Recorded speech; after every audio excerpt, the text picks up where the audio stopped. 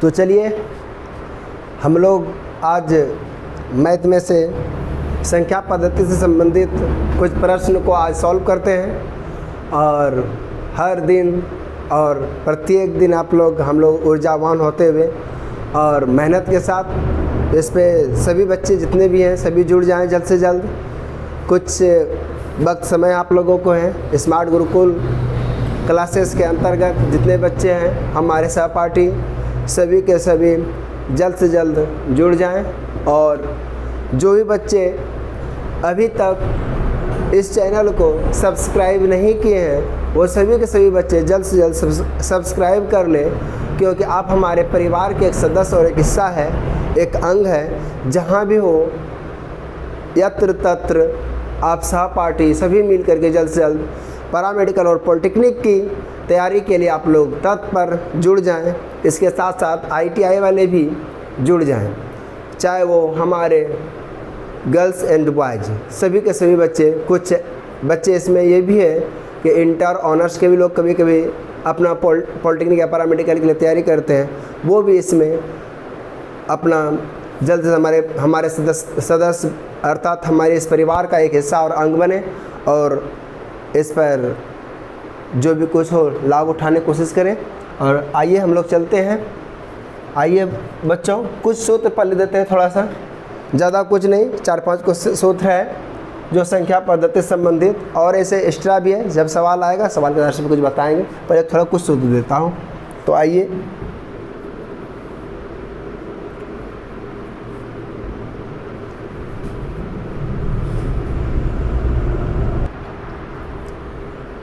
लगातार प्राकृत संख्याओं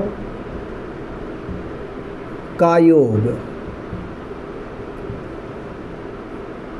के लिए n × n+1 ये शुद्ध बैठा देंगे तो आपका कुल योग आकर के तैयार हो जाएगा।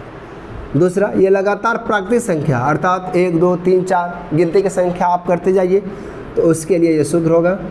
इसी में आएगा कि लगातार प्राकृतिक संख्या के वर्गों का योग, तो वो भी लिख लीजिए। लगातार प्राकृत संख्या के वर्गों का योग। अब यहाँ पर आता है कि वर्गों का योग, तो वर्गों का योग, तो वर्ग के लिए जब आएगा तो आपको यहाँ पे n × n+1 × 2n+1/6 देंगे। उसके बाद इसी में आएगा लगातार प्राकृत संख्या के घनों का योग,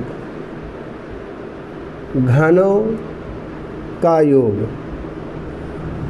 अर्थात पावर क्यूब रहेगा सभी संख्या पे। उसके लिए क्या करेंगे तो n × n+1/2 पर होल स्क्वायर, ये सूत्र हो गया आपके लिए।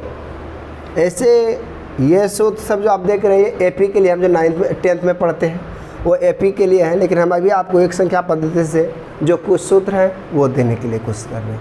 उसके बाद और सूत्र में आइए थोड़ा, जैसे लगा n 1 से n तक की सभी सम संख्याओं का योग। 1 से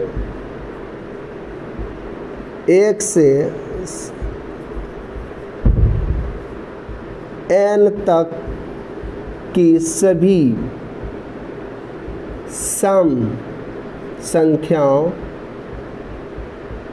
संख्याओं का योग, या योग या योगफल, कोई बात नहीं। अगर ऐसा प्रश्न हो तो इसके लिए क्या सूत्र देना है, तो 1 से n तक की सभी सम संख्या, इसमें विषम भी होगा, जैसे 1 से 20 तक दिया तो 1 से 20 के अंदर सम और विषम दोनों होगा, लेकिन इसमें आपको लेना है क्या, केवल सम। तो केवल सम के लिए ये सूत्र क्या होगा, n/2 होल इंटू n/2 + 1। इसका क्रिया कीजिए, केवल सम संख्याओं का योग आएगा। उसके बाद इसी में आएगा कि अगर आप क्वेश्चन कहते हैं प्रथम n सम संख्या, मतलब प्रथम 20 सम संख्या या प्रथम 40 सम संख्या, प्रथम 100 सम संख्या, तो उसके लिए तो आइए लिखेंगे प्रथम n सम संख्याओं का योग तो अब प्रथम n सम संख्याओं का योग, प्रथम n सम संख्याओं का योग के लिए आपको बहुत इजी सूत्र है n इंटू n प्लस 1, और यहाँ पर कोई भाग किसी संख्या से नहीं देना है, केवल जैसे कहने का अर्थ है 20 सम संख्या दिया गया है तो 20 प्लस 1 जोड़ेंगे तो 20 गुना 21 हल हो जाएगा, 20 सम संख्या का आंसर वहाँ पर आएगा। आइए नेक्स्ट चलते हैं हम। यहाँ देखिए ये सम का हुआ, अब इसी का विपरीत करते हैं विषम, क्योंकि सम और विषम संख्या आएंगे। उभय संख्या को छोड़ दीजिए, सभी प्राकृतिक संख्या में सम और विषम संख्या आते हैं। तो आइए हम फिर लिखते हैं 1 से n तक की सभी विषम संख्याओं का योग, विषम संख्याओं का योग या योगफल, कोई बात नहीं, योग या योगफल।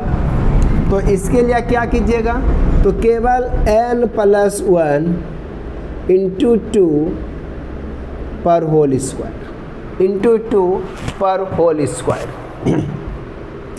उसके बाद आएगा कि प्रथम n विषम संख्या,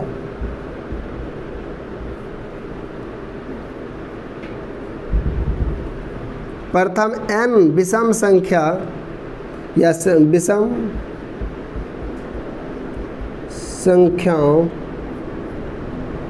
का योग या योगफल। तो इसके लिए क्या कीजिएगा, इसके लिए नॉर्मल सूत्र n पर होल स्क्वायर खाली लीजिए, बस ये सूत्र। ऐसे आप थोड़ा सा हम एपी के आधारित अर्थात समांतर श्रेणी से भी 2 सूत्र दे देता हूँ आपको, शायद इसका अगर आवश्यकता पड़ जाएगा तो आप ध्यानपूर्वक देखिएगा, विशेष ज़्यादा सूत्र नहीं, और हमें उम्मीद है कि इसी में ज़्यादातर बन जाएगा। आइए थोड़ा सा एक स्टार पॉइंट में एपी अर्थात सभी बच्चे जानते हैं ये समांतर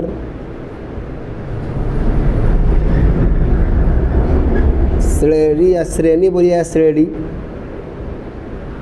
या श्रेणी, कोई दिक्कत नहीं। अर्थमेटिक प्रोग्रेशन, इंग्लिश नहीं लिखता हूँ, अर्थमेटिक प्रोग्रेशन एपी, जिसके अंतर्गत आपको कुछ सूत्र आएगा। ऐसे समांतर श्रेणी है क्या, तो वो थोड़ा सुन लीजिए। समांतर श्रेणी आप लोग नॉर्मल भाषा में भी आप देख रहे हैं, समांतर श्रेणी समान अंतर, जिस अंकों के अंदर जिस श्रेणी के अंतर्गत या जिस सारणी के अंतर्गत अंतर अर्थात अंतराल समान हो। जैसे में 1 2 गिनती की संख्या आप लीजिएगा उसमें 1 का अंतर है, या कोई सम संख्या लीजिएगा उसमें भी अंतर क्या होंगे 2, या विषम संख्या भी लीजिएगा तो उसमें अंतर होंगे 2। उसी प्रकार से अब कहने करते हैं कोई 5 का गुणांक, तो 5 दूनी 10, 3 15 20 25, तो 5 का अंतर। इस तरह से क्वेश्चन अगर आता है इसका अर्थ है कि वो अंतर क्या है, समान है। समान अंतराल अर्थात जिसका अंतर समान हो वही एपी कहलाएगा, ये नहीं कि सभी नहीं, केवल अंतर समान हो ही कहलाएंगे एपी। ये आपका एक मूल पॉइंट सूत्र है, यही आप इसी में जब अथासंभव बनने के सवाल हैं कुछ थोड़ा सा इसके लिए देता हूँ। तो इसका सार्व अंतर ये अर्थात कहने का अर्थ है कि सार्व अंतर सभी के सभी अंतर इसके समान होंगे। सार्व अंतर जो कॉमन डिफरेंस बोलते हैं CD, या इसको शॉर्ट में D केवल ले लेते हैं हम। तो सार्व अंतर हमेशा क्या होगा, तो दूसरी पदों से पहला पद का घटाव होता जाएगा, हमेशा दूसरे पदों से पहला पद घटाव करेंगे हम। आइए तो यहाँ पर हम थोड़ा सूत्र देते हैं आपको, n+1 माइनस n, ये है आपका सूत्र। तो इसको अगर आप रख करके देखिएगा, जैसे मैं रखता हूँ यहाँ पे d1 रखते हैं तो यहाँ पर क्या होगा a2 माइनस a1, d2 रखते हैं यानी दूसरा सार्वंतर निकालते हैं उसी में, तो आपको हमेशा एक साथ समान सेम होगा, तो a3 माइनस a2 होगा। अब देखिए, यानी कहने का अर्थ है AP तभी होगा जब ये D का वैल्यूड आप जितना निकालिएगा, जितना पद दिया रहेगा उस श्रेणी के सभी पद आपको ज्ञात करना है। तो अगर ऐसा हो जाए D1 और D2 बराबर नहीं है, अर्थात क्या इसका कहना है कि equal to not equal to D2, यानी D1 D2 अगर ये दोनों बराबर है तो AP में, अगर ऐसा है तो नहीं है। इसका अर्थ है कि हमारा क्या होना चाहिए, बराबर होना चाहिए। तो ऐसा प्रोसेस में अगर होगा तो वह AP में होगा। तो AP के लिए थोड़ा हम सूत्र दे रहे हैं आपके पास, हम AP के लिए थोड़ा सूत्र देंगे, तो ध्यानपूर्वक देखिएगा।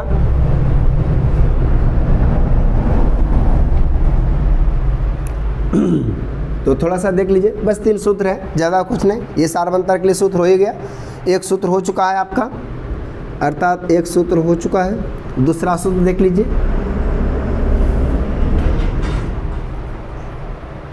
श्रेणी कहिएगा कि सर AP कैसे रहेगा गुच्छाओं में, इस तरह से जुड़े रहेंगे, A1 A2 A3 A4 A5, इस तरह से डॉट डॉट AN तक रहेंगे।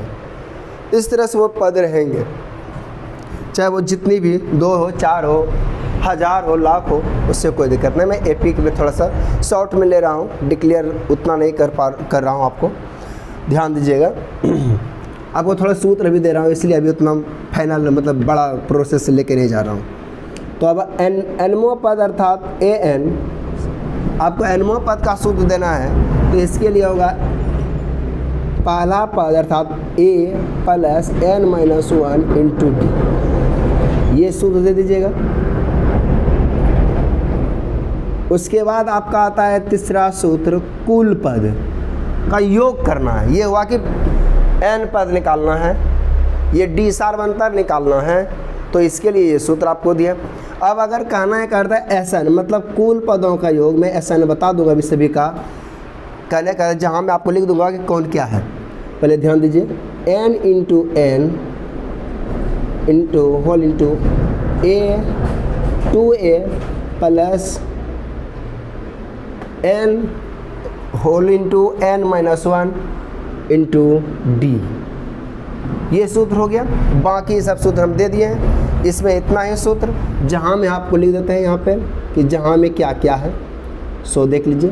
तो D के बारे में तो आप जानिए, सार्वंतर है, इसकी चर्चा नहीं करता हूँ, और इसकी चर्चा नहीं करता हूँ। ये प्रथम पद, पहला दूसरा तीसरा चौथा इस प्रकार से जाएंगे, अर्थात इसको हम कहते हैं first term, second term, third fourth, इस तरह से टर्म जाएंगे। तो ये अनमोल टर्म हुआ, अर्थात हम यहाँ लिख सकते हैं कि ये क्या है, अंतिम पद है। क्या है ये, अंतिम पद, इसको हम बोल सकते हैं अनमोल टर्म। और इसमें आपको A क्या है, A है प्रथम पद, A मेरा प्रथम पद है, और N क्या है, N है पदों की संख्या है, N क्या है, तो पदों की संख्या है, और D अभी आप लोग जानिएगा कि सार्व अंतर है। तो चलिए इससे सवाल कुछ आएंगे, उस सवाल को हम सॉल्व करेंगे और उसमें आपको हम क्लियरली बता देंगे कि AP में है या नहीं, तो हम उसका जांच भी आपको हम सिर्फ थोड़ा सा सूत्र दिए, सो आप लोग जल्द से जल्द से लिख लें और याद भी कर लें। नहीं भी याद है तो इसको आप सवाल के आधार से हमको याद भी कर लेंगे, क्योंकि प्रश्न को जो बनाते जाएंगे तो हमें सूत्र भी हमारे सामने मौजूद आएगा और हम अच्छी तरह से उसको याद कर लेंगे। ओके, तो इसे आप लोग जल्द से जल्द उतार लें, हम इसे मिटा देते हैं।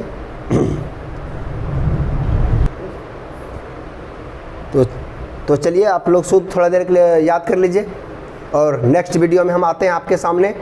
सारे इसका सवाल 50 प्लस क्वेश्चन आपके सामने लेकर के आएंगे। जितने भी संख्या पद्धति से संबंधित प्रश्न होंगे, चाहे वो पॉलिटेक्निक या पैरामेडिकल या ITI स्टूडेंट के लिए बहुत इम्पोर्टेंट और खास रहेगा, जिसमें कि जितना भी मूल बिंदु होंगे वो सारा उसके साथ डिटेल्स करेंगे। ठीक है, नेक्स्ट वीडियो के लिए हम आपके